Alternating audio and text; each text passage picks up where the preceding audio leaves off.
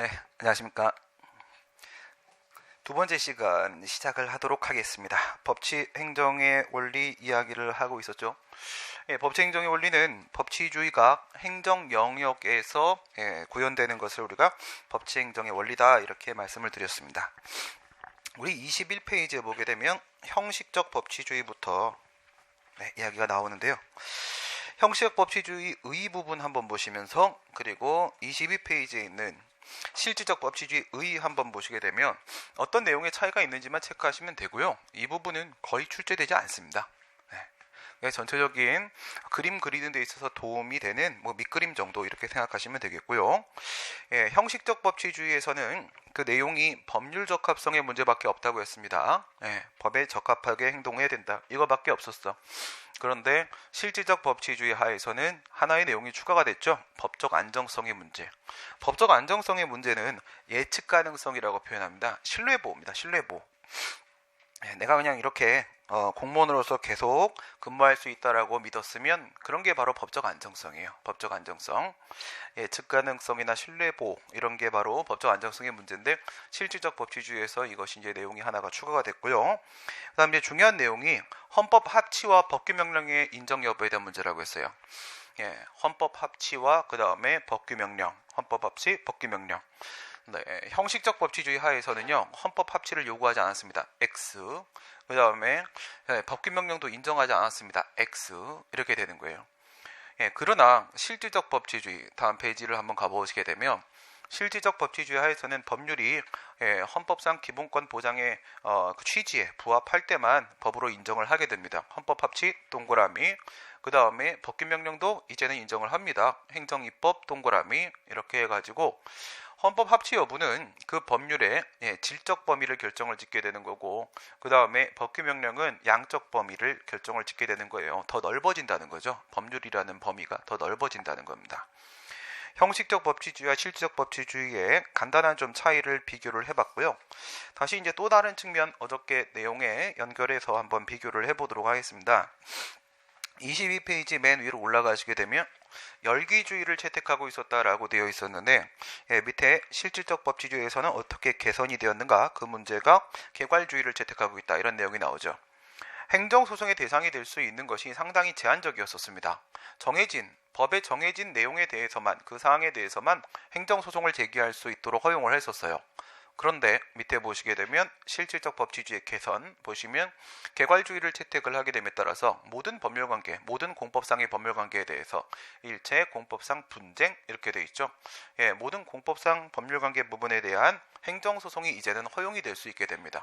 그럼으로써 국민의 권리나 이익을 보호하는 데 상당히 많은 도움을 받을 수 있게 됐죠. 열기주의, 개괄주의에 대한 말씀을 드렸고 그 다음 또 비교해 봅니다. 특별권력관계라는 게 있고 그 다음 밑에 특별권력관계가 부정이 됐다 이렇게 돼 있어요. 지금은 특별권력관계 문제를 하나로만 생각을 하십니다. 공무원 이렇게 생각하세요. 공무원. 특별권력관계의 문제는 간혹 어떤 것들이 특별권력관계 쪽에 해당을 하냐 이런 질문을 할 때가 간혹 있긴 합니다. 그거는 두 문자를 이용해서 기억을 하시면 됩니다. 우리는 두 문자를 좀 많이 좀 활용을 하겠습니다. 근조감사입니다. 근조감사. 이때 문제가 생기는 부분이에요. 근조감사. 근조감사는 대통령이 특별권력주체, 지금으로선 대통령이죠. 특별권력주체가 우리 집에 근조화환을 보내주면 좀 고맙죠. 그죠? 좀 있어 보이잖아. 그죠? 그럼 감사합니다. 이겁니다. 근조화환을 보내줘서 감사합니다. 특별권력주체가 근조화환을 보내줘서 고마운 겁니다. 근조감사, 근조감사, 특별권력관계. 과거에 특별권력관계로 인정했던 종래의 국가 영역입니다. 이게 그는요 공법상 근무관계예요. 근무관계. 조는 공법상 영조물 이용관계입니다. 영조물 이용관계. 감은 공법상 감독관계고요. 감독관계. 그 다음에 사는 공법상 사단관계입니다. 사단관계. 재단은 돈이 모여있는 걸 우리가 재단이라고 하죠. 단체 중에서 사단은 누가 모이는 겁니까? 사람이 모인 걸 사단이라고 하는 겁니다. 사람이 모여있는 게 사단, 돈이 모여있는 게 재단 이렇게 됩니다. 공법상 사단관계, 근조감사, 근무관계, 영조물 이용관계, 감독관계, 사단관계 이것이 바로 과거에 종래 특별권력관계로 인정됐던 국가 영역들입니다. 그 중에서 먼저 근무관계만 하나 떠올려 보시고요. 근무관계 대표적인 게 그 공무원 근무관계입니다. 군복무관계 뭐 이런 것들, 공무원 근무관계. 공무원은 행정기관을 구성을 하는 거라고 했죠. 행정기관은 행정주체의 손과 발이라고 했습니다. 신체기관이에요. 신체기관. 그러니까 이 근무관계 부분에 대해서는 특별권력관계는 법이 적용되지 않는다고 봤어요. 의회가 제정한 법은 특별권력관계 내부에 적용될 수 없다. 국가법인 법 불침투성 이론이라고 했습니다. 국가법인, 국가가 사람이다. 국가에게는 적용될 수가 있지만 그 안에는 법이 침투할 수가 없다라고 해서 내부에서 근무하고 있는 내부관계 공무원들에게는요 법이 적용되지 않았습니다. 그러니까 공무원들의 기본권을 함부로 침해를 한다고 할지라도 그에 대해서 불복을 할 수 있는 방법이 전혀 없었던 시절입니다. 그런데 지금은 그런 걸 인정을 안 한다는 겁니다.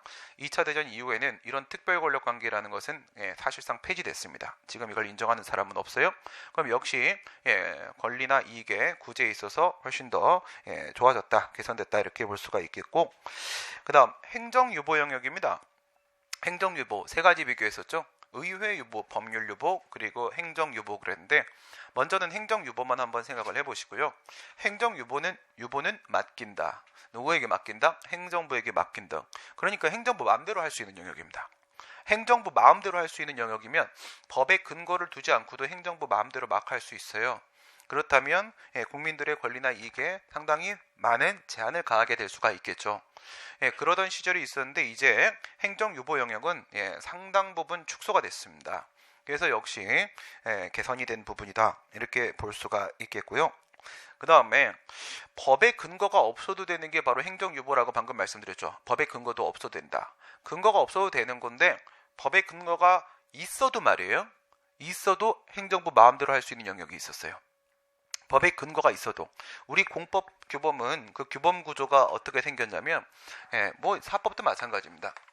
그래서 법률 요건 부분이 있고요. 일정한 이제 조건을 갖추게 되면은 법률 효과 부분이 이렇게 있습니다. 법률 효과 이렇게 있단 말이에요. 그래가지고 이렇게 1, 2, 3의 요건을 충족을 하게 되면은 뭐 A라는 처분을 한다. 행정작용의 대표적인 형태가 바로 처분이라고 했고요. 그것은 실정법상 처분이라고 부르고 강학상으로는 행정행위라고 부릅니다. 강학상으로는 행정이라고 불러요. 강학상이 무슨 뜻이에요? 학문 연구 목적으로, 강의 연구 목적으로 만들어 놓은 개념을 말하는 것입니다. 이거는 학자들이 이미 정해놓은 개념이기 때문에 그것이 무엇인지가 문제되지 않습니다. 이미 정해진 개념이에요. 행정행위라는 게 있습니다. 여러분들 인문특강 들어보셨죠? 다 듣고 오셨죠? 하나도 안 듣고 오셨어요? 들은 사람 자신 있게. 어저께 많이 바쁘셨나 보다. 그쵸? 이거 끝나고 또 있습니까? 수업? 이거 앞에 있습니까? 네, 알겠습니다. 아직은 우리가 많이 친하지 않은 것 같습니다. 네. 조금 있으면 금방 친해집니다. 제가 좀 정을 잘 주는 스타일이어서 정을 떼려고 노력을 하긴 하는데 잘 안 됩니다. 그래서 그 인문특강에서 제가 좀 여러 가지 말씀을 좀 드리고 있긴 한데 그래요. 하나씩 다시 합시다. 행정행위라는 게 있는데 독일에서는요, 우리나라에서는 행정소송을 제기한다고 하게 되면은 처분에 대해서 소송을 제기한다라고 법에 정해져 있습니다. 행정소송 절차를 규율하는 법을 뭐라고 한다고요? 거기에는 일반법이 있다고 했어요. 행정법은 없지만 이 파트별로 해가지고 일반법들은 있습니다. 행정소송 절차를 규율하는 법이 바로 행정소송법이에요.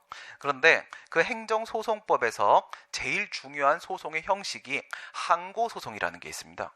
항고소송은 뭘 말하는 거냐면 어저께 공법관계가 권력관계하고 비권력관계가 있다고 했잖아요. 그 권력관계에서 하는 행위 형식이 바로 처분이에요. 그게 바로 처분이고, 그런데 우월적 지위에 있는 국가가 나한테 이렇게 처분이라는 행동을 한단 말이에요. 그럼 나는 어떻게 해야 돼요? 나는 이렇게 저항을 하는 거죠. 그렇죠? 저항을 하는 거기 때문에 이름이 항고소송이야. 한 개도 안 어렵죠? 그래요. 그거 말고 어저께 비권력 관계가 있었죠. 공법 관계에서 비권력 관계는 서로 대등한 지위에서 움직이고 있는 거라고 했어요. 행정 주체하고 행정 객체하고. 이랬을 때 여기서 제기하는 소송의 형식은 당사자 소송이라고 불러요. 당사자 소송. 그냥 당사자끼리 대등한 지위에서 싸운다. 그래서 이름이 당사자 소송이에요. 저항한다 해서 항고 소송이 되는 거고. 그러면 여러분들 권력 관계가 더 많을까요? 비권력 관계가 더 많을까요? 국가하고 우리하고의 관계에서 권력 관계가 훨씬 더 많습니다. 권력 관계가. 그러니까 이 비권력 관계에서는 뭐 공법상 계약이나 이런 행위들을 하게 되는데 내가 국가하고 이렇게 계약 체결하는 일은 많지 않아요. 국가가 우리 집에다가 막 처분 통지서 보내고 이런 일이 훨씬 더 많은 거예요. 그러면 권력 관계에서의 행위가 더 많다면 권력 관계에서의 싸움, 분쟁, 불복이 훨씬 더 많겠죠. 그래서 항고 소송이 중심이 됩니다. 항고 소송이 중심이 된단 말이에요. 근데 이 항고 소송의 대상이 되는 행위가 뭐라고 했어요? 방금 처분이라고 했죠. 처분이라고 했는데 그건 우리의 행정소송법에 그렇게 써 있어요. 써 있는데 독일 같은 경우에도 이런 법이 있어요. 독일에는 행정법원법이라는 게 있어요. 행정법원법. 그게 우리나라 행정소송법과 같은 거예요. 물론 걔네가 한글을 쓰지는 않습니다. 네, 전 해석된 거를 논문을 읽은 거죠. 행정법원법이라는 게 있는데 거긴 이렇게 돼 있어요. 항고소송의 대상은 행정행위다. 이렇게 돼 있습니다. 그러면 독일 애들의 입장에서는 행정행위라는 것이 바로 실정법상 개념이에요. 법에 정해져 있는 개념인 겁니다. 법에 정해져 있는 개념은 그게 뭔지 해석을 해봐야 돼요. 무슨 의미인지. 지들끼리 이게 뭐냐라고 자기들끼리 막 엄청난 학설에 견해 대립이 있었단 말이에요. 그래서 뭐 최광이설, 광이설, 중간설, 협의설, 최협의설 5개 학설 대립이 있었어요. 그런데 그 중에서 최협의설을 우리나라 학자들이 독일에서 가지고 들어오신 거예요. 지금은 미국 행정법도 상당히 많은 의미를 부여하고 있지만 옛날에는 미국은 행정학이지 행정법이라고 얘기 안 했단 말이에요. 그래서 보통은 행정법의 시작은 프랑스, 행정법의 체계 정립은 독일입니다. 그래서 독일에 많이 가서 유학을 하셨단 말이야. 독일에 가서 공부를 했는데 거기서 항고소송의 대상이라는 게 행정행위로 돼 있더라 이거야. 근데 그 중에 최협의설이 타당하다고들 말을 하더라 이거야. 그래서 그게 맞겠지라고 생각을 하고 우리나라로 가지고 온 거예요. 오케이? 갖고 왔는데 우리나라에 있는 행정소송법은 1951년도에 제정이 됐어요. 근데 그때 항고소송이라는 소송의 형식은 써있긴 해. 근데 그게 무엇을 대상으로 하는지에 대한 내용이 없어요. 우리나라 법에. 근데 저기도 항고소송 여기도 항고소송이 있죠. 그 대상이 되는 행위가 무엇인지에 대해서는 여기는 있고 우리는 없죠. 우리는 없어. 그럼 대법관들도 학교에서 교수님한테 배운 사람들이 이제 사실을 합격해서 된 거 아니겠습니까? 그러면 이 교수님들이 학교에서 그렇게 가르쳤지 항고소송의 대상은 모르겠으니까 우리 법엔 없으니까 근거가 없어서 행정행위야 라고 가르친 거야. 그러면 대법관들도 행정행위인 줄 알고 살아갔겠지.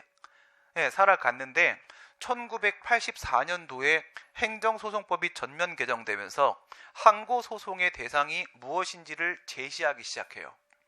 그러면서 처분이라고 말을 해버린 거야. 처분이라고. 그러면 항고소송의 대상은 이제 처분이죠. 근데 지금까지는 어떻게 해봤어? 그걸 행정행위가 항고소송의 대상이라고 생각하고 그렇게 판결을 계속 해왔죠. 그러면 이제 고민이 들지. 그대로 갈까?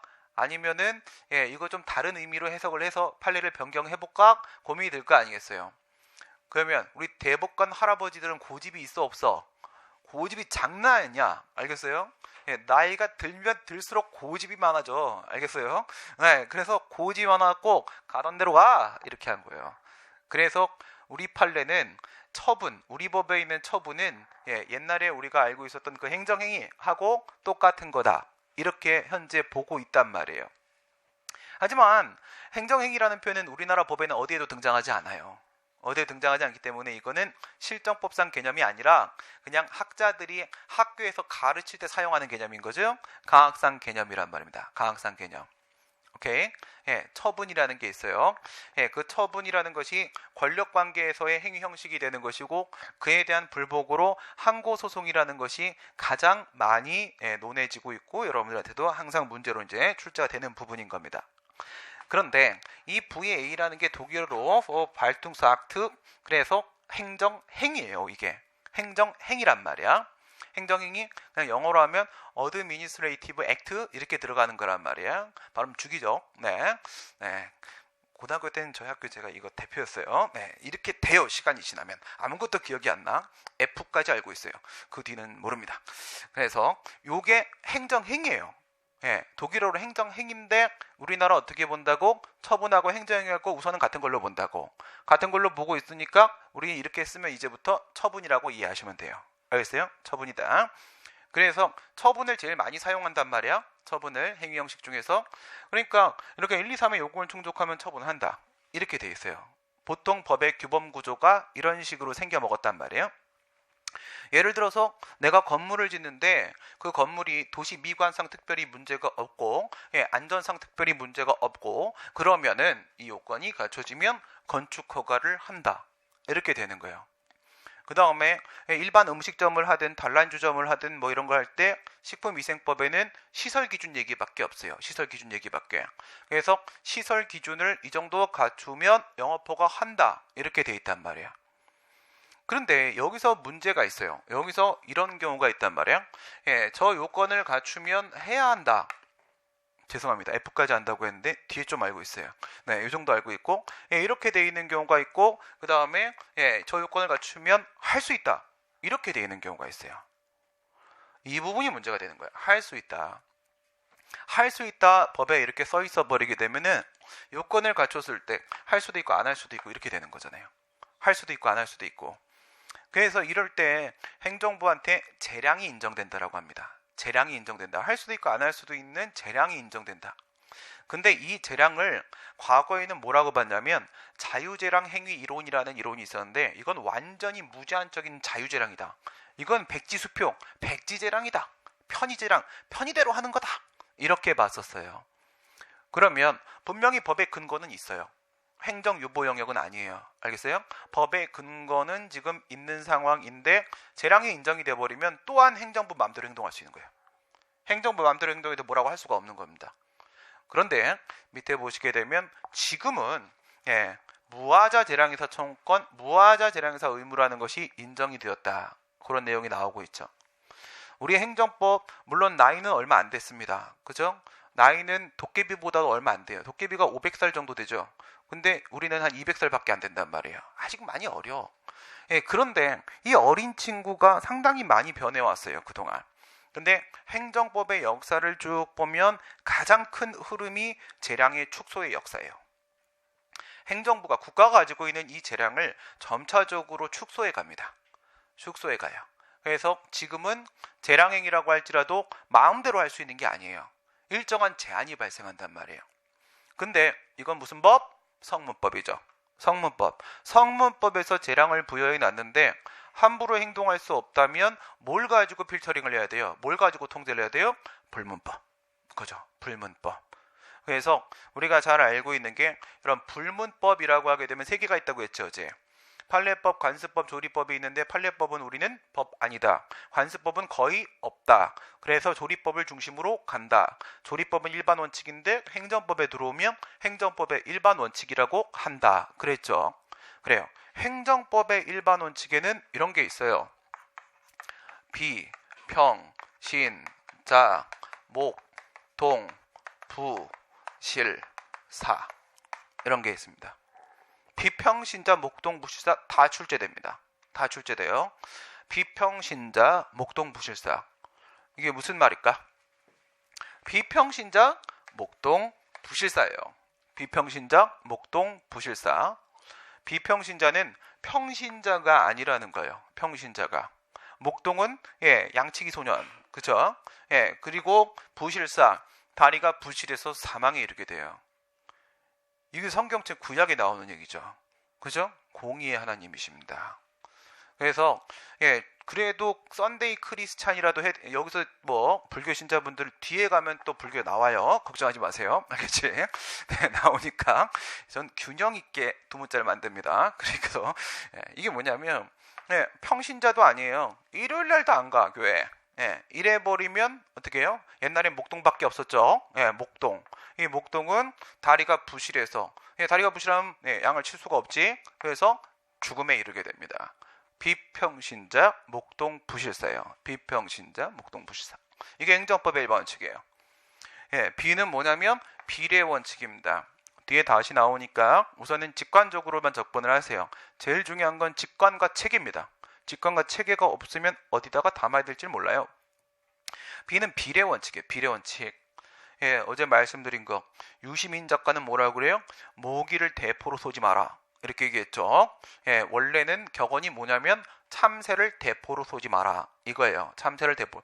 참새는 뭐로 잡아야 돼요? 새총으로 잡아야 돼요. 새총으로. 근데 뭐로는 안 돼요? 비비탄 총으로 안 되는 건 제가 실험해봤습니다. 비비탄 총으로는 집에서 해봤어요. 어렸을 때. 이거 저거 큰 총이었어요. 비비탄 총 큰 총.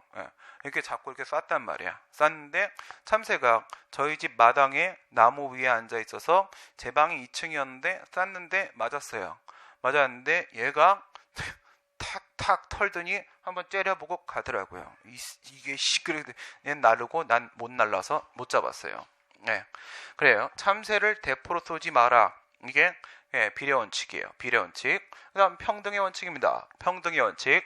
차별 사유 없이 합리적으로 차별하지 마라. 이거예요. 뭐 법에 막 이런 내용들이 있어. 5급 이상의 공무원이면은 뭐 과태료를 부과할 때 요만큼만 부과하고 5급 뭐 밑이라고 하게 되면 과태료 이만큼 부과하고 막 이런 말도 안 되는 사회적 신분과 종교 이런 걸 가지고 차별하면 안 되겠죠. 판례 중에 보면 이런 게 있었습니다. 3명이 공무원인데 3명이 이제 밥 먹고 쉬는 시간에 모여가지고 그냥 장난으로 한번 했어요. 그러니까 할 수도 있지, 그치? 했어. 점 10 한 거야. 점 10 정도는 뭐 의미 없지 않습니까? 그렇죠? 했어. 했는데 걸렸거든. 걸렸더니 나머지 2명은 견책, 심할서만 쓰고 그냥 가라 그랬는데 한 명은 파면당하고 쫓겨났어요. 그 3명 나머지 2명과 얘의 차이가 뭐예요? 차이가 없지. 그쵸? 아무 차이가 없죠. 아무 차이가 없어요. 이런 건 평등원칙 위반입니다. 그죠? 신뢰보원칙 얘기하는 겁니다. 신뢰보원칙. 국가가 행정청은 누구? 수많은 행정기관 중에서 가장 똘똘한 친구. 이 행정청이 나한테 약속을 했어요. 약속을 해서 너한테 내가 허가해줄게. 이렇게 약속을 했어. 그것만 믿고 내가 투자하고 건물 짓고 땅 사고 다 했어. 다 했더니 뽕이야. 그랬어요. 어떻게? 안 돼요. 그러면 허가해줘야 돼요. 국가가 해줄게 약속하면 무조건 허가해줘야 돼요. 어떤 문제가 생겨도 허가해줘야 됩니다. 알겠어요? 그게 바로 신뢰보원칙. 보호가치 있는 신뢰는 보호해줘야 되는 겁니다. 보호가치 없는 신뢰는 보호 안 합니다. 보호가치 없는 신뢰. 보호가치 없는 신뢰는 국가를 상대로 국민이 막 농간을 벌일 때가 있어요. 말장난치고 막 위증하고 막 이런 거 안 됩니다. 그런 애들은 신뢰를 보호해줄 수 없습니다. 보호가치 있는 신뢰는 보호합니다. 자기구속의 원칙. 자기구속의 원칙은 스스로가 구속된다, 묶인다는 뜻입니다. 스스로가. 그래서 옛날에 내가 했던 행동대로 국가는 웬만하면 다시 그 방식으로 해야 돼요. 오케이? 그러니까 똑같은 잘못을 했어. 뭐 우리 판례에 뭐 항상 나오는 건 막 유흥접객원으로 청소년을 고용을 했는데 막 이런 거거든. 청소년을 유흥접객원으로 고용을 했어요. 그래서 얘를 일을 시켰습니다. 그런데 뭐 전에 있었던 친구 같은 경우에는 영업정지 3개월을 받았어. 영업정지 3개월 받았는데 나한테는 영업허가를 취소해버려요. 아예 못하게 만들어. 그럼 돼야 안 돼요? 안 되죠. 딴 사람한테 3개월 영업정지 나왔으면 나도 3개월 나오겠군 이렇게 생각할 거 아니겠습니까? 그쵸? 똑같이 해줘야 돼요. 스스로 구속됩니다. 이전의 행동, 선례에 대해서 그대로 구속되는 게 자기구속의 원칙. 목동은 보통 같이 돌아다녀요. 목동. 목동 이거는 그 서울대학교 미대에서 어떤 친구가 박사학위를 받으려고 했는데 못 받았어요. 못 받은 이유가 뭐였냐면 재밌었어요. 자기가 싫어하는 동료 교수와 친하다야. 말도 안 되죠. 그쵸? 바로 그런 거예요. 목적 위반, 동기 부정. 부정한 동기로 행동하는 거예요. 목적 위반, 동기 부정, 동. 얘들은 보통 같이 돌아다니고요. 부당결부 금지 원칙입니다. 부당결부 금지 원칙. 만약에 운전면허를 취소를 해요. 운전면허를 취소하는데 내가 승용차를 음주운전을 했어요. 근데 나는 있잖아요. 1종도 있고 2종도 있고 특수도 있고 다 있어. 특수로 레카를 몰아. 레이카를 몰아서 그걸로 나는 밥벌이하고 사는 사람이에요. 근데 승용차를 음주운전을 했는데 야, 너 술 먹고 운전하냐? 그러면서 면허를 취소를 한 거야. 근데 내가 가지고 있는 면허를 전부 취소한 겁니다. 아무 차도 운전을 할 수가 없게 된 거예요. 나는 레카를 운전할 수가 없고 일을 할 수가 없고 돈을 벌 수가 없어요. 근데 우리 가족이 내가 먹여 살려야 되는 사람이 10명이야. 이거 어떡해? 이거 되는 거야, 안 되는 거예요? 안 돼요. 이걸 하는 면허를 취소하는 목적이 뭔지 생각하세요. 목적은 그 차입니다. 음주운전한 차량을 다시 음주운전 못하게 하는 게 음주운전에 따른 면허 취소의 목적이에요. 근데 이 특수면허를 가지고는 승용차를 운전할 수가 없거든요. 그 다음에 1종, 2종 이 면허를 가지고는 또 이 레카를 운전할 수가 없어요. 예, 그러니까 이 승용차를 더 이상 음주운전 못하게 하려는 목적이라면 1, 2종의 면허만 취소해야 되는 것이지 특수 면허까지 취소하면 결코 안 되는 거예요. 부당결부 금지 원칙. 예, 아무런 관련성이 없는 반대급부를 결부시키면 안 되는 겁니다. 부당결부 금지 원칙. 실권의 범위입니다. 실권의 범위. 내가 음주운전 좀 했어요. 음주운전 좀 했는데 운전면허를 취소를 당하게 된 상황이거든요. 0.1% 이상 혈중 알코올 농도면은 운전면허 취소 사유가 됩니다. 0.05 이상이면 정지 사유가 되는 것이고 0.1 이상이었어요. 근데 나는 택시 운전을 하는 사람이에요. 내가 만약에 운전면허를 취소를 당하게 되면 그러면 나는 차량을 운전할 수 없는 거죠. 아무 차도 운전할 수 없게 된 거야. 그러면 택시 차량은 승용차로 분류하거든요. 택시 차량도 당연히 운전할 수가 없는 거잖아요. 운전면허는 지방경찰청장이 줘요. 서울지방경찰청장, 인천지방경찰청장 얘네가 주는 거고 이 택시면허는 개인 택시면허는 누가 줘요? 이건 지방자치단체장이 줘요. 지자체장이 주게 돼 있어요. 그런데 여기서 면허를 취소하면 이 지방경찰청장이 갑이라는 이 친구 면허 취소됐다라고 쟤한테 알려줘. 알려주면 이쪽에서 그래? 그러면 택시 면허도 취소해야지. 이렇게 취소를 해요. 근데 택시 운전하시는 분이니까 얼마나 도로교통법규나 이런 거를 잘 알고 있겠습니까? 그죠? 난 이제 끝났군 이라고 생각을 하고 있어요. 어쨌든 그 면허 취소 처분이 나올 때까지는 빨리 그래도 돈을 좀 벌어놔야겠다 생각해서 계속 우선 영업을 했어요. 영업을 하고 있는데 반년이 지나도 면허 취소도 택시 면허 취소도 안 나오는 거예요. 1년이 지났는데도 안 나오는 거예요. 2년이 지났는데도 3년이 지났는데도 안 나오는 거예요. 그럼 상대방은 뭐라고 생각해요? 안 하려나 보다. 이렇게 생각하겠죠. 안 하려나 보다. 그럼 난 그냥 계속 해도 되겠네 영업을. 이렇게 생각하고 살고 있는데 3년 지나가지고 운전면허 취소 택시면허 취소 나왔다. 돼요 안 돼요? 안 됩니다. 그게 바로 실권의 법리. 더 이상은 면허 취소라는 취소권을 행사할 수 있는 권한은 실효되었다. 실권되었다라는 겁니다. 그게 바로 실권의 법리입니다. 그 다음 사실오인. 이거는 착오예요. 착오. 잘못 알았다는 겁니다. 잘못 알고 재량권 행사를 했다는 거예요. 그럼 이것도 당연히 위법해지는 겁니다. 이게 바로 행정법의 일반 원칙으로서의 불문법 원리입니다. 조리법에 해당을 하는 거고 지금 같은 경우에는요. 아무리 이렇게 재량이라고 할지라도 행정부 마음대로 하는 게 아니라 저런 거에 위반되면 그 재량은 행사가 위법해질 수 있어요. 위법해질 수 있으면 우리가 소송을 제기해서 그것을 제거해 버릴 수가 있는 겁니다. 오케이. 재량의 영으로의 재량의 축소의 역사가 바로 우리 행정법의 역사다.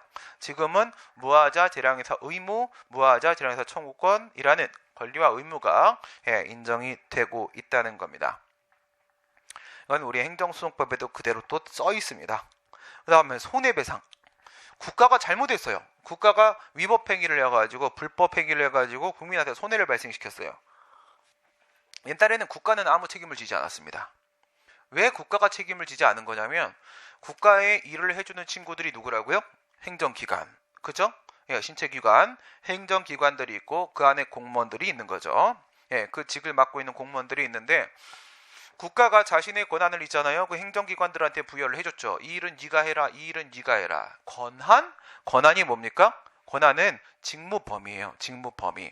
그러니까 제 손이 하는 직무 범위, 얘가 하는 일이 있죠. 제 입이 하는 일이 있고 제 발이 하는 일이 있죠. 그랑 마찬가지로 국가의 손발인 행정기관들도 각자 자기가 하는 맡은 바의 일들이 있어요.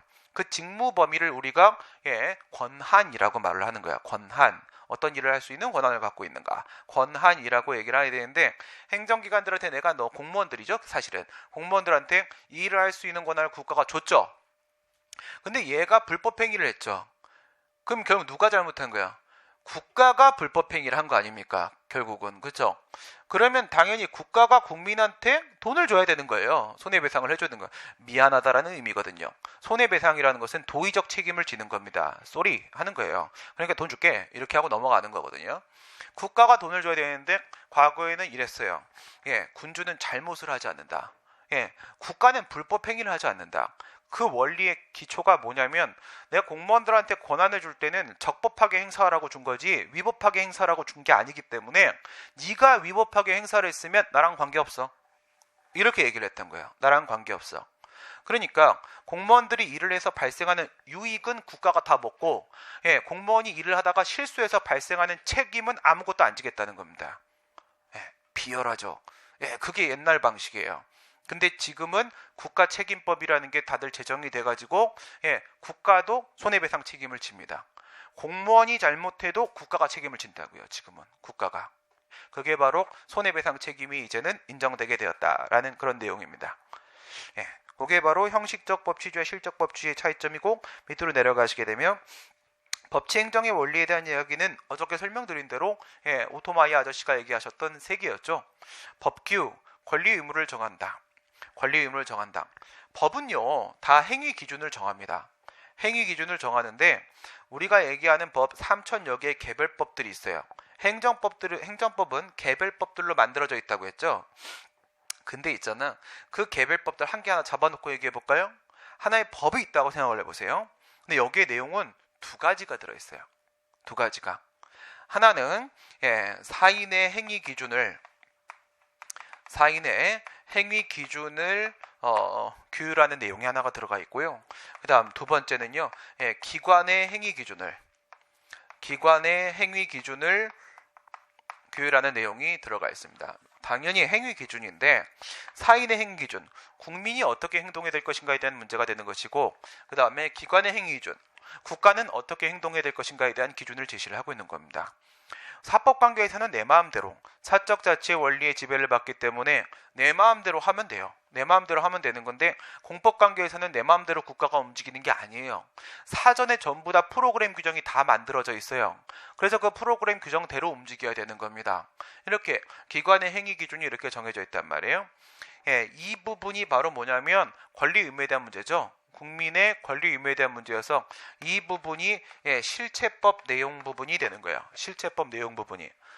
그 다음 이거는 행정작용의 기준을 규율을 하고 있는 것이기 때문에 국가는 어떻게 행동해야 될까? 그 행정작용의 기준을 정하고 있는 거니까 작용의 기준을 정한다?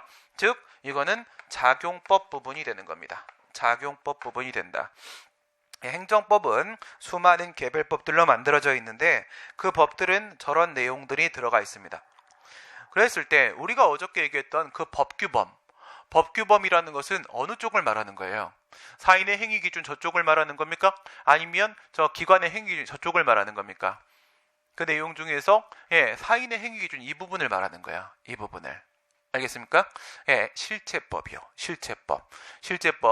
사인의 행위 기준, 할 수 있는 권리와 해야 하는 의무가 있을 수가 있다고 했고, 하지 않을 수 있는 권리와 하지 말아야 되는 의무가 있을 수 있다고 했습니다. 그 사인의 행위 기준은 결국은 권리 의무에 대한 내용으로 연결될 수밖에 없는 거라고 했습니다. 저 부분 실체법 저 부분을 얘기하는 거예요. 그래서 법률의 법규 창조력. 그러한 실체법으로서의 법규, 과연 무엇으로 만들어낼 것인가? 법률로 만들어낸다. 그런데 형식적 법치주의하고 실질적 법치주의 부분에 있어서 그 법률이 무엇인지의 문제가 양적 범위로서 법규명령을 포함할 것인가, 질적 범위로서 헌법 합치를 요구할 것인가, 이런 부분의 차이가 있었다고 말씀을 드렸던 겁니다. 그 얘기였던 거예요. 그 다음에 법률 유보하고 법률 우위원칙에 대한 내용이 나오는데 23페이지에 있는 것은 앞에서 먼저 다 설명을 드린 부분이고 이 법률 유보원칙과 관련돼서 24페이지로 바로 넘어가시면 연결되는 거예요. 법률 유보원칙 일정한 경우입니다. 일정한 경우 법률 우위원칙과는 좀 다릅니다. 법률 유보원칙은 일정한 영역에만 적용이 된다고 했어요. 법의 근거를 둬야 되는 것인데 유보는 맡긴다, 법률에 맡긴다. 그 말은 법률에 근거가 있어야 한다라는 의미가 되는 거예요. 근거가 있어야 되는데 근거를 보시게 되면 법률 유보의 근거입니다. 법치국가 원리 이랬죠. 우리 법치국가 원리는 법치주의랑 같은 말이거든요. 법치주의의 내용에는 법률 적합성과 그리고 법적 안정성과 두 가지 내용이 있었죠. 지금 여기서 얘기하는 법률 유보원칙이라는 것은 법률 적합성의 내용 중 하나였잖아요. 그렇죠? 법률 적합성의 내용이죠. 법률 적합성이 행정 영역으로 들어가면 법치행정의 원리가 되는 거고 법치행정의 원리의 세 개 내용 중에 하나가 법률 유보잖아. 그러니까 이거는 법치국가 원리에 근거를 두고 있는 것이다 라고 말할 수 있죠. 여기까지는 다 설명된 부분이니까 전혀 어렵지 않아요. 그 다음에 기본권 보장의 원리 이걸 한번 생각을 해보세요. 뒤에 있는 민주주의 원리하고도 역시나 연결이 되는 것인데 기본권 보장의 원리 기본권은 헌법상 권리를 말하는 겁니다. 우리가 일반적으로 권리라고 하게 되면요 법률이 보호하는 이익이 권리예요. 법률이 보호하는 이익이 권리입니다. 그리고 이거랑 이제 구별을 해가지고 헌법이 보호하는 권리가 있어요. 그러니까 이거는 법률적 권리고 이거는 헌법상 권리죠. 법률상 권리가 있고 헌법상 권리가 있고 이렇게 있는데 우리가 일반적으로 권리 그러면 그거는 법률상 권리예요. 법률상 권리고 헌법상 권리는 우리가 굳이 기본권 이렇게 표현을 합니다. 기본권이라고 얘기를 하는 거예요. 헌법상 권리 그게 바로 기본권 이거예요.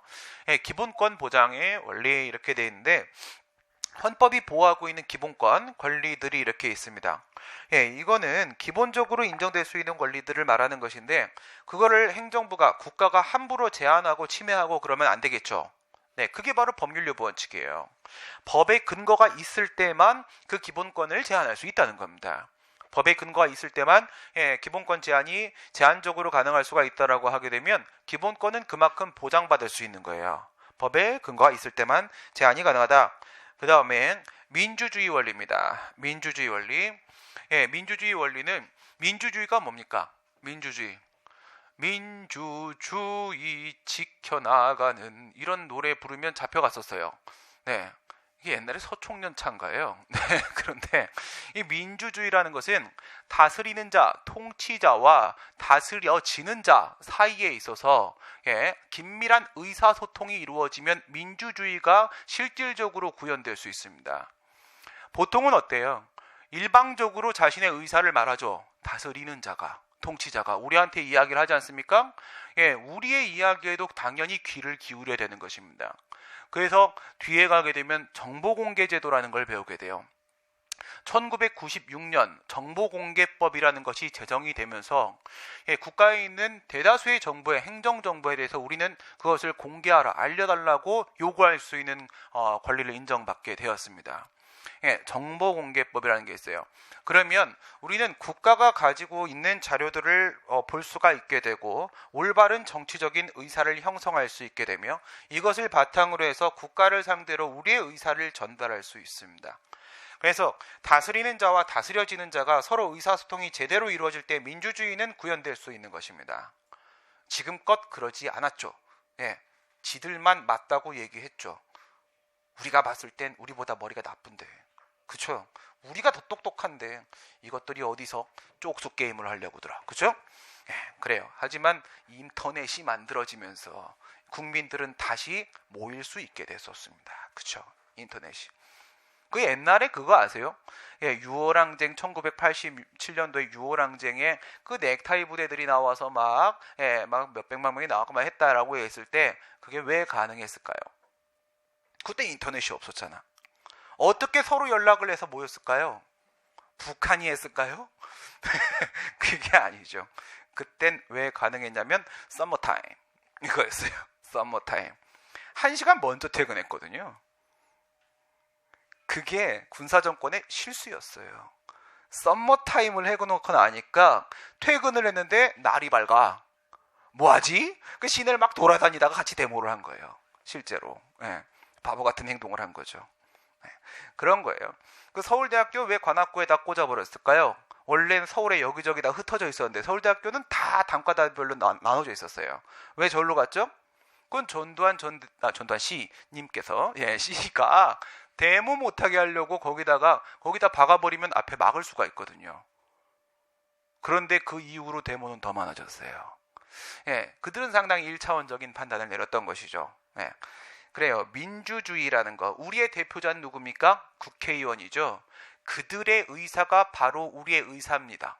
이론적으로는 그렇죠. 실제는 그렇지 않지만 이론적으로는 그렇기 때문에 그들이 만든 의사로서의 법률에 근거가 있을 때만, 그때만 우리의 기본권을 제한할 수 있도록 하게 되면 민주주의가 구현될 수 있는 거잖아요. 그래, 그게 바로 법률 요구 원칙이에요. 당연한 얘기입니다. 이런 건 문제로 나오면요, 좋은 말이 있으면 맞는 겁니다. 그렇죠? 이런 건 뭐 외울 문제는 아니고 이론적 근거를 두고 있는데, 그 실정법상 근거로는 헌법의 근거가 있습니다. 헌법 제37조 2항에 보면 뭐라고 되어 있냐면, 국민의 기본권을 공익상 필요에 의해서 제한할 수도 있긴 하다. 제한할 수도 있긴 한데 그 제한은 반드시 법률로 해야 한다라고 되어 있습니다. 법률로 해야 된다. 그래서 법률 요구 원칙의 일반적인 근거는 바로 우리 헌법 37조 2항이라고 보여요. 2항이라고 보고, 그 뒤에 이제 개별적인 법률 요구에 대한 내용들이 나오는데요. 그 중에서 좀 중요한 부분들 몇 개만 좀 체크를 하겠습니다. 제가 이렇게 빼놓고 가는 부분들은 뒤에 가서 다시 등장하기 때문에 그래요. 그렇다면 반복이 필요한 부분은 앞에서도 말씀드리고 뒤에서도 말씀드리고 이렇게 하겠고, 뒤에 가서만 하면 되는 거는 그냥 넘어가겠고, 이렇게 하도록 하겠습니다. 대충 한 10년 이상 하면은 어떻게 하면 되는지 각이 나오거든요. 여러분들도 10년 공부하시면 뭐 어떤 시험을 갖다 놔도 막 요건 요렇게 요리하면 합격할 거고 요건 요렇게 이게 보일 텐데, 그러지 마세요. 아까운 인생 한 번밖에 없는 거 시험만 보다가 날 셀 겁니까? 그러지 말고 시험은 인생에 한 번. 알겠죠? 한 번 끝나고는 즐겁게 사세요. 즐겁게. 뭐든 먹고죠. 브런치도 좀 먹고, 그치? 자기가 좋은 사람과 함께 브런치도 좀 먹고 다니고 좀 이렇게 그렇게 사세요. 그렇게 하는 게 맞습니다. 이제는 삶의 질이 중요한 거예요. 후회하지 마세요. 늙어서 내가 이 사회를 위해서 뭘 했는데, 내 자식을 위해서 뭘 했는데, 이런 거 생각하지 마시고 그냥 자신을 즐기세요. 그렇게 하시면 되고, 그래서 제가 항상 드리는 말씀이, 아이를 낳으면 아이는 초등학교를 들어갈 8살까지만 키워주면 된다고 했습니다. 그때부터 아르바이트를 시키시면 됩니다. 그리고 그 8년치에 대한 부분은 나중에 나를 부양하는 것으로 계약서를 작성하시고요. 그러면 부모가 돼서도 나중에 나이가 들어서도 아이 때문에 내 인생이 없어, 이런 후회 섞인 말이 나오지 않습니다. 서로 합리적 관계로, 합리적 성에서 딱 계약을 하시는 게 맞습니다. 그래, 후회가 없어요. 행복하게 사세요. 그게 제일 중요한 거예요. 이 시간만 잠깐 참으시고 그렇게 하시면 돼요. 조세법정주의라는 게 있습니다. 세금을 부과합니다. 59조죠. 세금을 부과하는데 국가가 돈 떨어졌어. 근데 솔직히 믿을 수도 없잖아. 저게 돈이 떨어진 건지 아닌지 맨날 거짓말만 하니까. 그죠? 돈 떨어졌어. 여러분 세금 좀 걷읍시다. 막 이러면서 막 하면 내가 세금 내야 돼요? 나 먹고 살기도 힘들어. 알겠어요? 그러니까 이건 뭐예요? 반드시 법의 근거가 있어야 되고요. 그 금액까지도, 구체적인 금액 1원짜리 한 장까지도 전부 다 법에 정해져 있어야 돼요. 그게 조세법정주의입니다. 그러니까 행정부 마음대로 세금을 부과할까 말까, 금액을 얼마로 할까라는 판단은 하나도 할 수 없습니다. 이쪽으로 보면 이거예요. 과세 표준에 해당을 하게 되면은 세금을 부과해야 되는 상황이라고 하겠네요. 예를 들어서 내가 땅을 팔죠? 그럼 난 양도소득세를 부과받게 돼요. 요건에 해당을 하게 되면, 양도 행위를 하게 되면은 법에 정해져 있는 금액대로 부과해야 한다. 일로 가는 거야. 그래서 세금 부과, 조세 부과 처분, 과세 처분 이렇게 말하는데, 이거는 무조건 기속행위입니다. 재량이라는 건 존재할 수가 없는 영역이에요. 그 다음에 23조 1항의 재산권의 내용과 한계, 뭐 이런 얘기가 있죠. 이건 또 제일 많이 나오는 부분 중에 하나인 겁니다. 여러분, 우리가 재산권이라는 것이 존재한다는 것은 과연 무엇이 존재한다는 것을 전제로 하는 겁니까? 법치주의가 인정이 된다는 것은 삼권 분립을 전제로 한다는 것이었죠. 권력이 분립되어 있지 않으면 법을 제정하는 의회가 없고 법을 제정하는 의회가 없으면 법치주의라는 건 존재할 수가 없는 거예요. 마찬가지로 나의 재산권을 보장하라. 재산권이라는 것은 우리가 사회를 구성했다는 것입니다. 사회를 구성한 거예요. 사회 공동체가 있기 때문에 재산권이라는 문제가 보장받기 시작을 하게 되는 겁니다. 그런 게 없던 시절에는 그냥 내가 아무데나 그냥 눌러 앉아가고 농사를 짓든 거기서 수렵을 하든 그건 내 마음이에요. 그죠? 그게 아닙니다.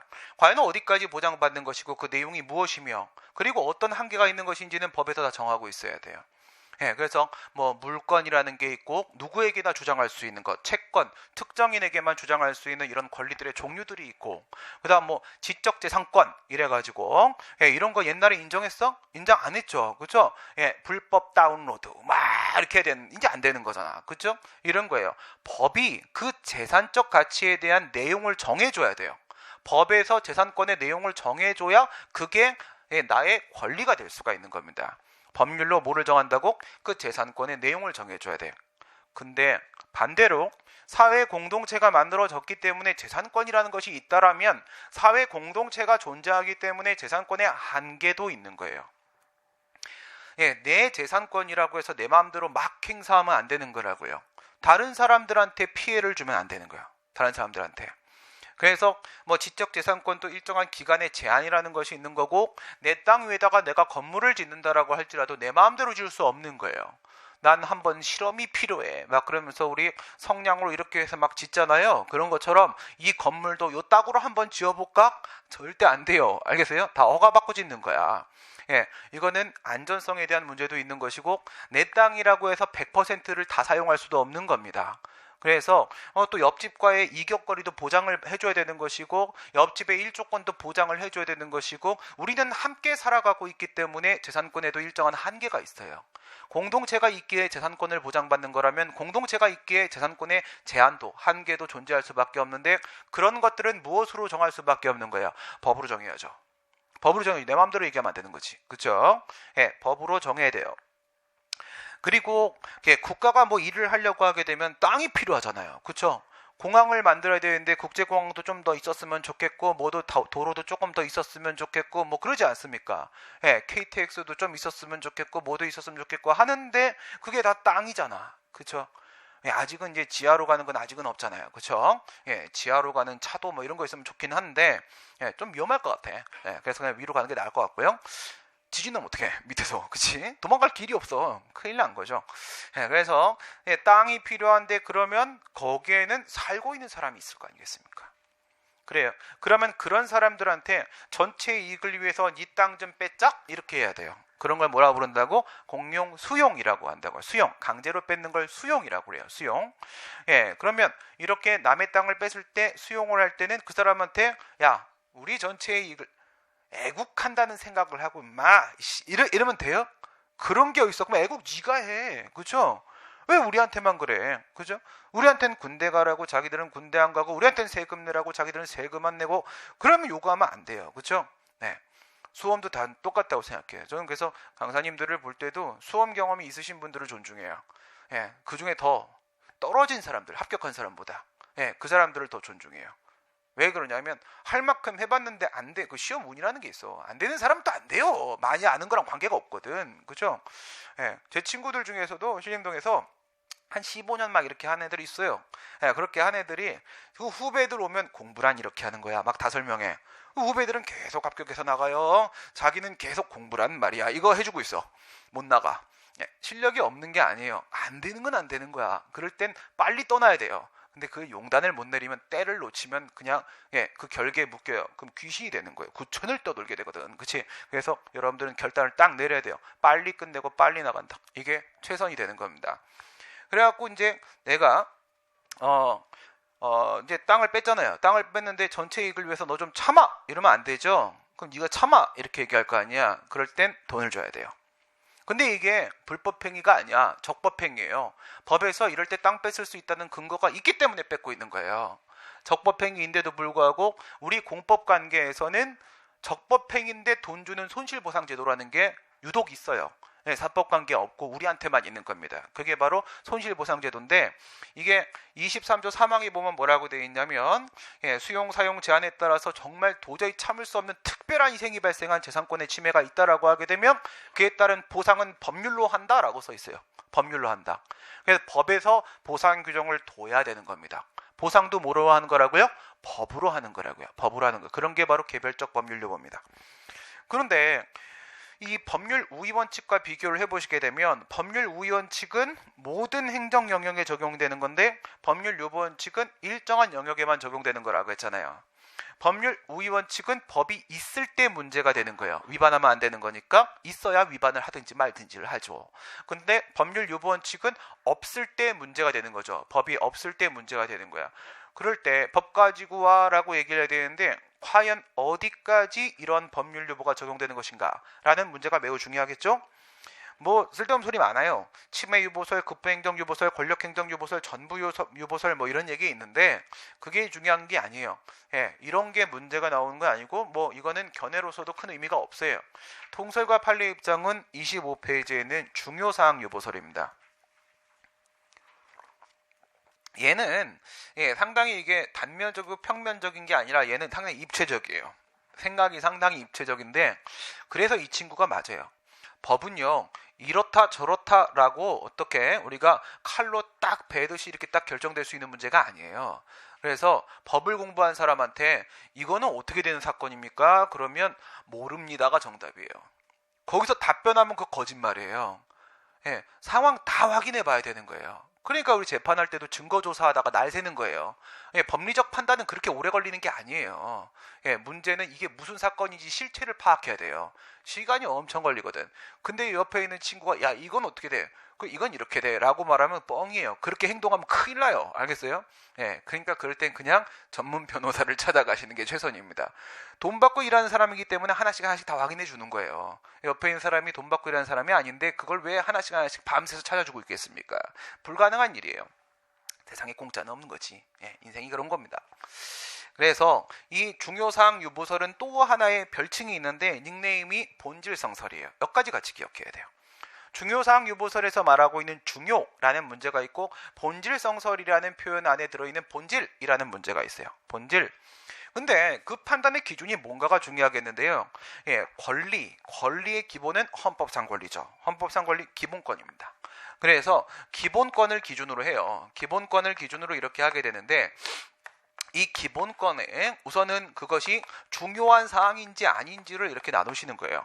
그게 중요한 사항이다, 중요한 사항이 아니다. 이래 되면은 이 중요한 사항에서는 법률요보 원칙이 적용이 된다라고 보는 겁니다. 법률요보 원칙이 적용돼요. 그러니까 법의 근거가 있을 때만 아까 37조 2항에서 그런 얘기 했잖아. 기본권을 제한하려면 법률로만 해라 라고 했죠. 그러니까 기본권의 중요한 사항을 제한을 하려고 하게 되면 당연히 법의 근거가 있어야 되겠죠. 그런데 여기서 한 단계 더 들어가게 되는 겁니다. 법률요보가 적용이 됐는데 근데 그게 기본권의 본질적 사항이냐 아니냐 이걸 한번 또 보는 거야. 본질적 사항일까 아닐까. 그래서 이 중요하니 안 하니 라는 문제가 여기서 먼저 1단계 들어갑니다. 1단계 이렇게 들어가게 되고 그 다음에 그게 본질적 사항이니 아니니 여기서 또 한 번 나눠진다. 본질적 사항이다 아니다 이렇게 했단 말이야. 만약에 그게 그 기본권의 본질적 사항이라면 본질적 사항은 쉽게 생각하시면 이런 거야. 그 기본권이라는 내용을 들었을 때 내가 제일 먼저 떠오르는 거. 그게 제일 본질적인 거예요. 알겠어요? 딱 얘기했을 때. 거기에 보면 판례가 그런 거 나오죠. 그 병의 복무기간. 그쵸? 군대 간 거. 병의 복무기간. 여러분 군대 갔다 오실 때 제일 궁금한 게 뭐예요? 요즘에 많이 변했대. 그쵸? 우리 때 뭐 10,000원 이랬는데 뭐 이제 40만 원 준대잖아요. 나 같으면 눌러 앉아요. 그쪽이 훨씬 좋을 것 같습니다. 거기는 뭐 세금 없이 뭐 물건 사는 것도 공짜지, 집 주지, 밥 주지, 뭐 다 주지 않습니까? 그리고 월급 받은 거 그대로 남지 않습니까? 그 돈 모으기 작살이에요. 그렇죠?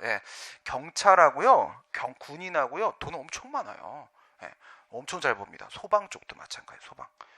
이거 공무원들 좀 잘 생각해 봐야 돼요. 이번에 제천 사건 그것도 마찬가지고요. 소방 공무원들 죄송한 얘기지만 뭐 되게 위험 직무를 수행하고 있는 건 사실입니다. 근데 소방공무원도 위험직무가 이제 세 개로 이렇게 나눠져 있고 그 중에 위험한 거 하나밖에 없고요. 하나밖에 없고 이거 이제 들어가서 구조하는 거, 구조팀 요거 하나밖에 없는데 구조팀이요 들어가는 줄 아세요? 불 났을 때 소방차 딱 가면 들어갈까요? 들어가는 사람 없어요. 아무도 안 들어가요. 우리가 영화나 드라마에서 본 건 다 뻥이거든요. 다 뻥입니다. 아무도 안 들어갑니다. 그래서 이런 사태가 발생한 거예요. 들어가야 됩니다. 근데 들어가야 되는 건 맞긴 한데 그래서 로봇 같은 게 필요한 거야. 근데 그거 아무리 입어봐봐야 엄청 뜨거워요. 못 견디거든요. 자기들도 무서워서 못 들어가는 거야. 그 여러분들 우리 군대에서 막 혹한기 이런 거 할 때 그 막 엄청 입잖아요. 그 뭐예요? 뭐 깔깔이 붙었고 막 위에다 방한복 막 이런 거 막 입잖아. 안 추워요? 똑같이 얼죠. 똑같이 얼어요. 이거 엄청 뜨겁기 때문에 입어봐야 소용없어요. 안 들어간단 말이에요. 이런 문제는 합리적인 대안을 마련을 해야 되는 거예요. 공무원만 욕할 것도 아니고 그렇다고 계속 불구경 가는 그 소방 공무원들도 또 그것도 비판받아 마땅한 거고 근데 서로 일을 안 하는 겁니다. 서로. 이런 문제는 여러분들이 들어가셔서 해결하지 마세요. 그냥 편하게 사세요. 편하게 복지부동으로 일관하라 하시고 편하게 사세요. 그러다 진짜 죽어. 알겠어요? 죽으면 가족들 어떻게 해? 그치? 그래요. 그분들한테 보상금 주는 것보다 내가 살아있는 게 훨씬 더 가족분들은 좋아합니다. 본질 하나 또 여러분 군대를 딱 가잖아. 군대를 갔을 때 지금 40만 원 준다고 하면 갑니까? 그 궁금해요. 들어갈 때 월급 얼마 받는지 그거 궁금해요. 거기 담배 나오는지 그게 궁금해요. 밥 뭐 주는지 리아 뭐냐? 군대 리아 그치? 리아 노래 잘하죠. 그거 주는지 그거 궁금해요? 아니죠. 우리가 궁금한 건 하나. 나 거기 얼마 있어야 되냐? 이거예요. 복무기간. 이런 게 본질적 사항인 겁니다. 이런 게. 알겠어요? 나한테 뭐 TV 너 TV 보냐? 너 방송 수신료 내. 라고 하게 되면 이거 뭐 이체해야 돼요? 현금으로 내야 돼요? 뭐 어떻게 해야 돼요? 이게 궁금해요? 얼마? 이게 궁금한 거잖아. 얼마? 알겠어요? 그런 게 본질적 사항인 겁니다. 알겠어요? 본질이라는 것은 그 얘기를 듣자마자 제일 먼저 떠오르는 거. 그게 바로 본질이에요. 본질적 사항이다 라고 하게 되면 이게 또 한층 강화돼요. 강화돼서 이게 바로 의회유보입니다. 의회유보 원칙.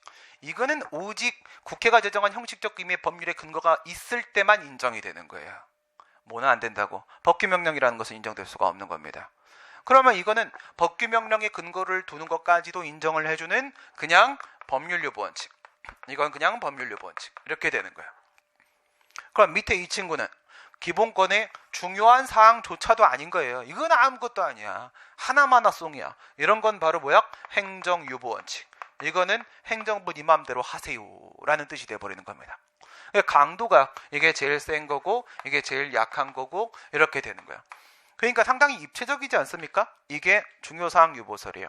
중요사항 유보설이라는 이름은 1단계 때문에 등장을 하게 되는 거고 그 다음에 본질성설이라는 이름은 이 2단계 이 부분이 반영돼서 이름을 본질성설이라고도 부르는 건데 문제에서 어느 쪽으로 언급이 돼도 같은 견해예요. 알겠어요? 같은 견해입니다. 중요사항 유보설이 본질성설이고 본질성설이 중요사항 유보설이고 그렇게 되는 겁니다. 이게 가장 타당하겠죠. 타당할 겁니다. 그래서 기준을 하나 세워놓고 그에 따른 판단은 개별적으로 하는 게 맞습니다. 개별적으로. 앞에 있는 내용들처럼 무조건 있어야 돼, 무조건 없어도 돼, 막 이렇게 획일적인 기준은 언제나 틀린 기준이에요. 언제나 틀린 기준입니다. 행정유보에 따른 법률유보 이렇게 되는데 아이고 시간이 많이 됐네. 부관까지만 좀 얘기를 해보도록 하겠습니다. 재량이라는 게 있고 기속이라는 게 있다고 했죠. 재량이 있어요. 재량. 여러분들 그 아파트 건설 이런 거 할 때 있지 않습니까? 주택 건설 사업 계획 이런 게 있어요. 아파트를 지어요. 이런 거 주택은 원래 누가 공급해야 되는 겁니까? 이거 시장에 맡겨야 되는 겁니까? 아니면 국가가 해줘야 되는 겁니까? 이런 걸 공공사업이라고 그래요. 공공사업. 공익 목적으로 행해지는 것이고 일반 공중, 누구나 사용할 수 있는 문제 그런 걸 뭐라 부른다고요? 공공사업. 공공사업. 공공사업은 국가가 해야 되는 거예요. 국가가 해야 되는 건데 국가가 뭐 공무원들 나가고 뭐 아파트 짓고 앉아 있을 수 없잖아. 그렇죠? 이런 거는 딴 애들 보고 하라고 시키게 되는데 그럴 때 이제 아파트 지으면 돈 많이 벌잖아. 분양해갖고. 그러니까 그걸 하려고 하는 사람들이 많아. 그러면 주택건설 사업계획 승인이라는 걸 하게 되는데 그 승인 처분은 특허예요. 특허는 우선 이렇게 기억해 놓으세요. 특별히 권리를 인정한다. 특별히 너에게만 새로운 권리를 인정해준다. 그래서 특허예요.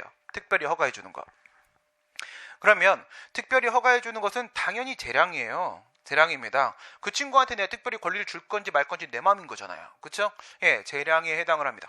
아파트를 지으라고 했는데 이 아파트가 들어오다 보니까 기존에 있었던 도로가 없어지게 되는 상황이 발생할 수도 있죠. 그런 부분 때문에 대체 도로를 만들어라 라고 하는 경우가 있어요. 너 공사 시작할 때 대체 도로 만들어 놓고 시작해. 예, 이런 경우가 있습니다. 그 다음에 여기다가 이제 아파트를 짓게 되면은 기존에는 진입로가 그쪽으로 오는 진입로가 하나밖에 없었는데 여기 사람이 만약에 2만 명이 살아버린다. 그러면 차도 당연히 대수가 많이 늘어날 수밖에 없는 거잖아. 그럼 그 도로 하나 가지고 안 되는 거잖아. 그래, 일로 이 동네로 들어오는 진입로를 여러 개 네가 더 만들어라 이렇게 얘기를 해요. 그러면서 이렇게 조건을 붙이는 거야. 조건을. 내가 이거를 너한테 허가를 해주게 되면 너 돈을 많이 버니까 그러니까 이런 것들을 좀 해라라고 조건을 붙이게 되거든요. 그게 바로 부관입니다. 부관. 부관이라는 것은 민법에서 얘기하는 부관하고 똑같은 거예요. 행정법에서 얘기하는 부관도 마찬가지인 건데 이 부관은 이렇게 허가 같은 수익적인 처분이 있어요. 허가 같은 이제 수익적인 처분이 있는데 여기다가 일정한 조건을 여기다가 붙이면 그게 바로 부관이에요. 주택건설 사업계획 승인 같은 수익적 처분을 해주게 되면 나한테 어떻게 돼요? 수익적이죠. 수익적이에요. 이게 플러스 10이야. 플러스 10의 효용을 발생을 시켜요. 내가 이거 하게 되면 돈을 한 20억 벌어. 이제 도로 하나 깔면 한 2억 나가. 뭐 이렇게 되면은요. 그 도로는 깔면요. 깔고 그 지방자치단체한테 헌납해야 됩니다. 기부 체납을 해야 돼요. 기부 체납. 문제가 될까요? 안 돼요. 그게 훨씬 나아요. 지하철한테 줘버리는 게 훨씬 낫지. 그거 내가 그냥 가지고 있잖아요. 그 도로에서 내가 관리 잘못해갖고 거기서 뭐 사고 발생하고 하게 되면 손해배상을 내가 해야 되거든요. 그러니까 내가 쓰는 물건도 아닌데 갖고 있어봐야 소용없어요. 그러니까 이거는 그냥 줘버리는 게 훨씬 나아요. 그냥 보통 기부 체납까지 같이 하라고 조건을 걸어버리거든요. 그러면 여기서 이제 한 마이너스 2 정도의 이제 효과가 발생할 거 아니겠습니까? 그러면 할 수도 있고 안 할 수도 있는 거죠. 하게 되면 나한테 허가를 해줘갖고 플러스 10을 준 거야. 안 하게 되면 나는 뭐 아무것도 없는 거죠. 그렇죠? 돈 버는 거 없는 거야.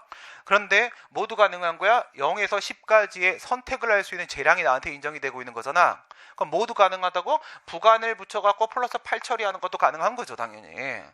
다 가능하겠죠. 0부터 10까지의 법적 효과를 국가가 행정청이 선택할 수가 있단 말이야. 그럼 8 가는 것도 가능한 거 7 가는 것도 가능한 거잖아. 그거예요. 그래서 부관을 붙인다는 겁니다. 부관을 붙이는 게 가능해요. 일정한 조건을 붙이게 된다. 그럼 이게 마이너스이니까 이렇게 하고 합이 플러스 8 이렇게 되는 거야. 이게 부관 붙이는 겁니다. 눈사람 같이 생긴 거야. 눈사람 같이. 부관을 재량행위에서는 붙일 수가 있는데 기속행위에는 부관을 붙일 수가 없어요. 근데 뭐 간혹 기속행위임에도 불구하고 법에서 허용해버리면 상관없어요. 항상 맞는 키는 뭐야? 법률이 인정. 법률이 인정하면 넘어가는 거예요. 그냥 패스. 법에서 허용하면 상관이 없다. 그게 거기에 있는 부관을 붙일 수 있다, 조건을 붙일 수 있다 이런 내용이 법에 써 있으면 그냥 붙이는 거는 재량이에요. 그 처분 자체는 기속행위라고 할지라도 부관을 붙일 거냐 말 거냐 이 부분은 재량으로 남게 되는 거예요. 이런 거 있으면 문제가 안 되는데 이런 게 없을 때 상황입니다. 이런 게 없을 때 과연 행정청이 국가가 자기의 의사로서 저런 부관을 붙일 수가 있겠느냐? 기속행위는 안 된다는 겁니다. 기속행위는 법에 정해진 대로 그냥 그대로 기계적으로 집행을 해야 돼. 이쪽이죠? 이렇게 갔단 말이에요. 그러면 내가 요건을 갖추면 있잖아요.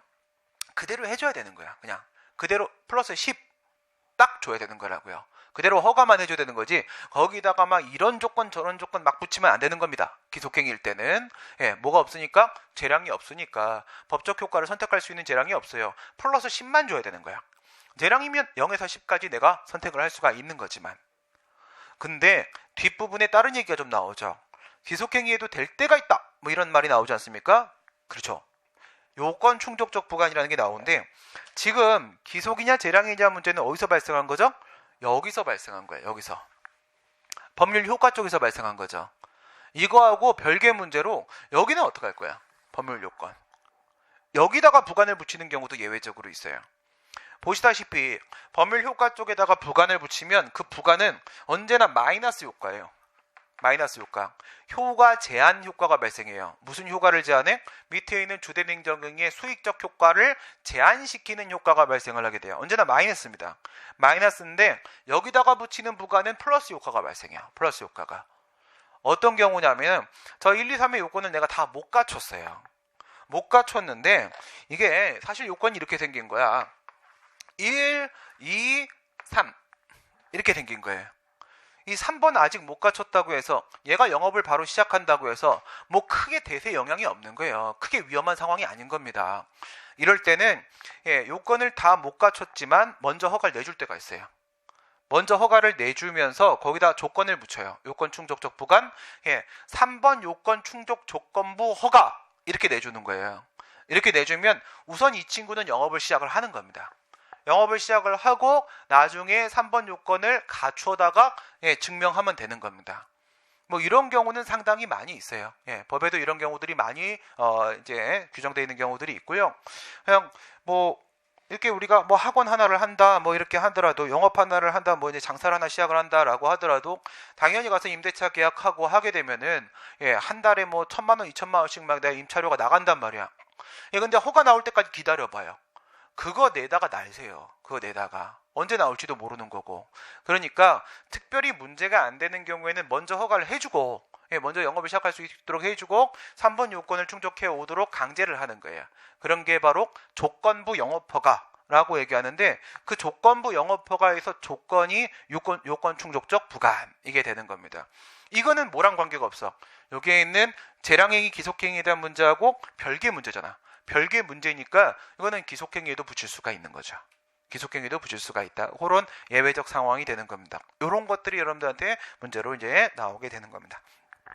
1시간이 됐으니까 잠깐 쉬었다가 오늘은 이렇게 짧게 가니까 10분씩만 쉬도록 하겠습니다. 10분씩만 50분에 다시 시작하도록 하겠습니다.